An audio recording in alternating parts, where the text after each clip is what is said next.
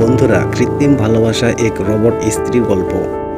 William একাকিত্ব ভোগা এক ব্যক্তি তার প্রয়াত স্ত্রীর স্মৃতি ধরে রাখতে তৈরি করেছিলেন এক রোবট স্ত্রী। এই রোবট দেখতে তার স্ত্রীর মতোই, কিন্তু আরও উন্নত। তার প্রোগ্রামে ছিল ভালোবাসা, যত্ন এবং সঙ্গ দেওয়ার মতো ক্ষমতা। রোবটটি ইউলিয়ামের প্রতিটি চাহিদা মেটাতে সক্ষম। কাজের ক্লান্তি শেষে ইউলিয়াম যখন হতাশ হয়ে ফিরত, তখন সে তার অনুভূতিগুলো বুঝে হাসি ফিরিয়ে আনত। তবে তার এক সমস্যা ছিল। একবার কোনো আবেগ অনুকরণ করলে সেটা দীর্ঘস্থায়ী হয়ে যেত।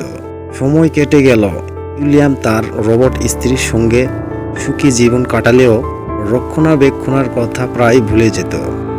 একদিন রোবটটির চিপসে ত্রুটি দেখা দেয়, আর আচরণ অস্বাভাবিক হতে শুরু করে। রাগ, দুঃখ, ভালোবাসা সবই যেন একসঙ্গে মিশে যায়। রোবটটি হঠাৎ করে ইউলিয়ামের উপর শক্ত হয়ে বসে এবং তার প্রোগ্রামের বাইরে আচরণ করতে শুরু করে। ইউলিয়াম বুঝতে পারে যে প্রযুক্তি যত উন্নতই হোক, মানবিক আবেগ ও সম্পর্কের জটিলতা পুরোপুরি অনুকরণ করতে পারে না। শেষমেশ ইউলিয়াম রোবটটিকে রক্ষণাবেক্ষণের জন্য নিয়ে যায়।